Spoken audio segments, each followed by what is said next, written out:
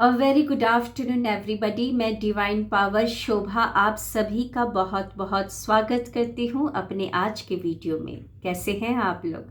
I hope बहुत ही अच्छे होंगे, लाइफ में बहुत ही मस्त होंगे, अपने आप से खूब सारा प्यार कर रहे होंगे and obviously law of attraction को भी फॉलो कर रहे होंगे।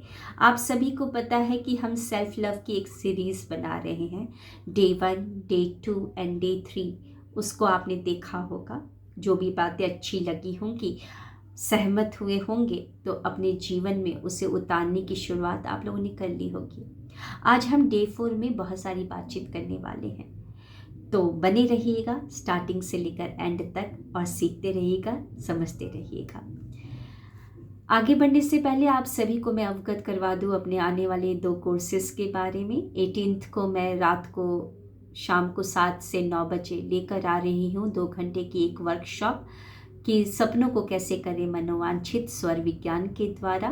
19 to 29 मैं लेकर आ रही हूँ जनवरी, 19 to 29 January 10 days mindfulness session, harness the power of manifestation.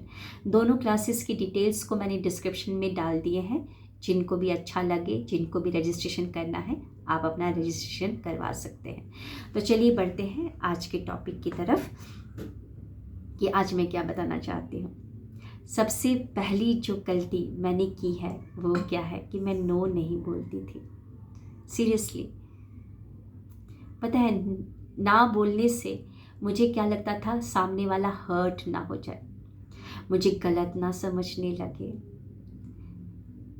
कहीं मुझे बहुत ज़्यादा फिर एक्सप्लेन करना होगा, उसको समझाना पड़ेगा, तो कम ना आंकने लगे, मुझे प्यार ना कम करने लगे, मेरी इज्जत कम ना करने लगे।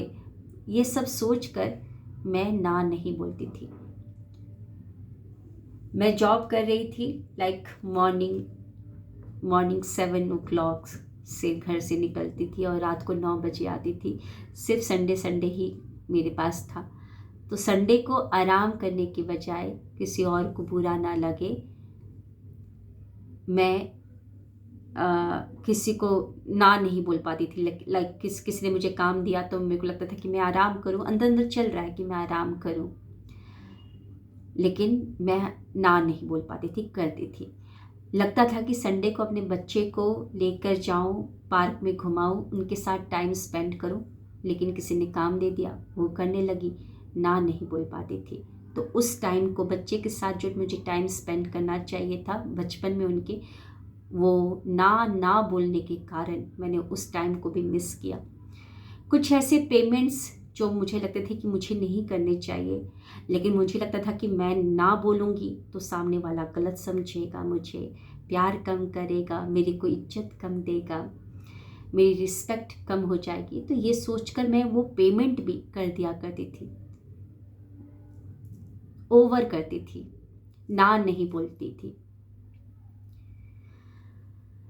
तो मैं कहना क्या चाहती हूँ, जब मैंने ना बोलना सीखा, अब मैं जाके जब ना बोलती हूँ ना, तो पता है लोग क्या सोचते हैं कि अब सेल्फिश हो गई है।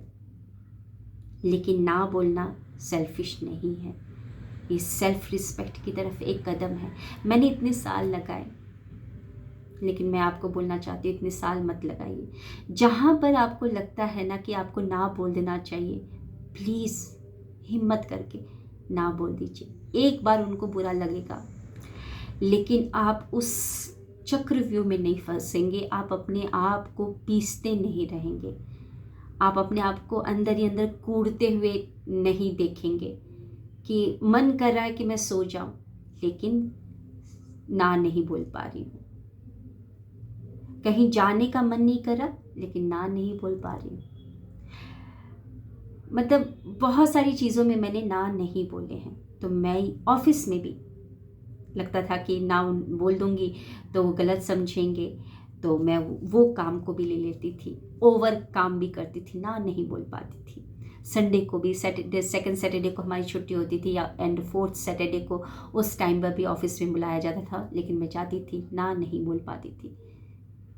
लेकिन मेरे ऑफिस में एक मैम थी, वो ना बोल देती थी और उनको लोग थोड़ा सा रूड समझते थे, और उन्होंने ना बोला है, अपने लिए स्टैंड लिया, तो अगली बार से लोग उनको बोलने से कतराते भी थे कि अरे उनको, अब मैं नहीं बोलूँगा उनको, यार वो तो हमेशा ऐसे करती है, वो तो नहीं आएगी। उनके दिमाग में बैठ गया था कि वो, अरे वो तो संडे को नहीं, मतलब सैटरडे को नहीं आएगी, संडे को भी एक्स्ट्रा काम करने के लिए नहीं आएगी। लेकिन मैं हाँ बोल देती थी तो पिसती कौन थी? मैं, है ना। तो प्लीज़ जहाँ पर भी आपको लगता है ना कि ना बोलना चाहिए, कोई ऐसा पेमेंट नहीं करना है, मत करिए। किसी ने बोला कि आप अपना स्टेटमेंट दिखाओ, मैं क्यों दिखाऊं स्टेटमेंट? कोई गलत स्टेटमेंट नहीं हुए, कोई गलत ट्रांजेक्शन नहीं हुए। मैं हर बार दिखाती थी, शो करती थी, सामने वाला मुझे गलत ना समझे। तो ना बोलना, अपने लिए स्टैंड लेना होता है। और एक और चीज़ में मैं गलती करती थी, जो कि जिसने मेरी बहुत सारी ज़्यादा एनर्जी को ड्रेन आउट किया है, और वो क्या है? ओवर एक्सप्लेन करना।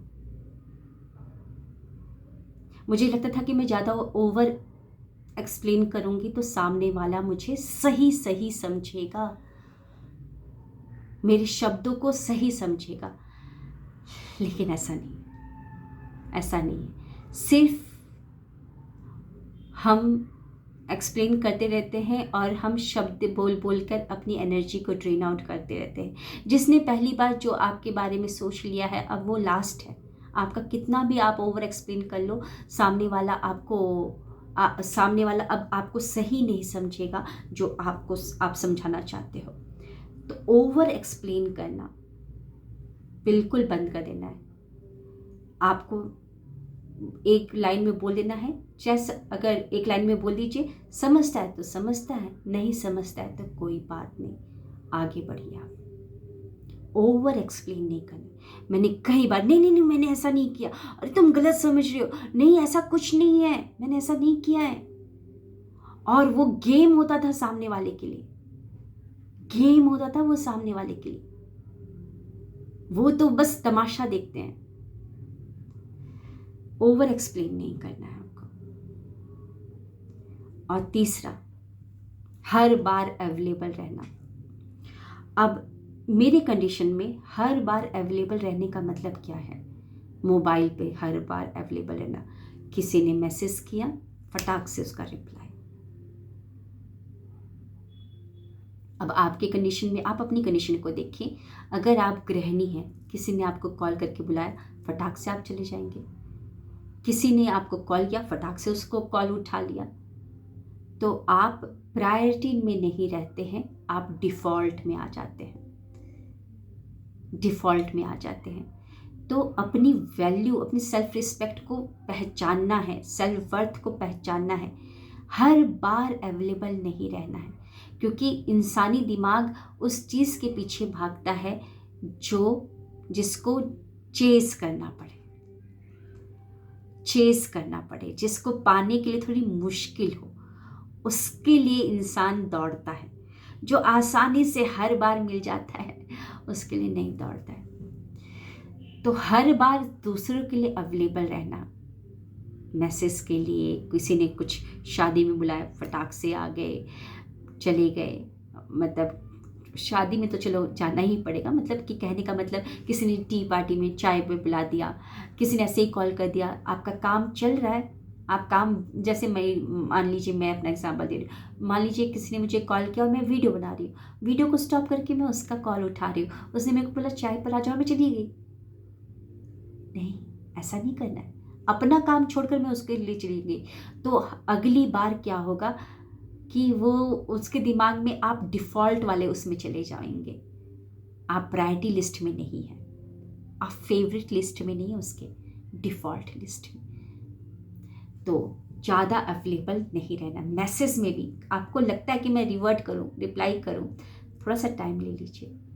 और ओवर एक्सप्लेन नहीं करना है, ओवर नहीं बोलना है। हो सके तो कम शब्दों का, लेकिन क्लैरिटी के साथ उसका रिप्लाई दें। क्लैरिटी के साथ रिप्लाई देंगे, फिर वहाँ से कोई क्वेश्चन सवाल नहीं आएगा, आपने रिप्लाई दे दिया, वो भी समझ जाएगा। सो ये जो 3 गलतियाँ मैंने की, वो मैंने आपको बताई हैं। प्लीज़ उसको समझिएगा, और कितना सहमत हैं आप मुझे बताइएगा। क्या आप ये गलतियाँ कर रहे हैं? क्या आप नो नहीं बोल पाते हैं? क्या आप हमेशा अवेलेबल रहते हैं दूसरों के लिए? आप एक बार बताइए, क्या आप ओवर एक्सप्लेन करते हैं कि सामने वाला मुझे गलत ना समझे? अरे, जिसको आपकी आवाज़ से फर्क नहीं पड़ता, वो क्या आपके शब्दों को समझ पाएगा? नहीं समझ पाएगा। ओवर एक्सप्लेन मत करिए, कम शब्दों में ही बोल दीजिए, या लास्ट में ये बोल दीजिए, जैसा तुम सोच रहे हो वही ठीक है। ये लाइन अब मैं समझी हूँ कि जैसा तुम सोच रहे हो वही सही है। बोल दीजिए, सोच लीजिए उसको जैसा है, उसको भी तो थोड़ा एनर्जी ड्रेन आउट होना। मिलते हैं नेक्स्ट वीडियो में। Thank you, wish you wealth.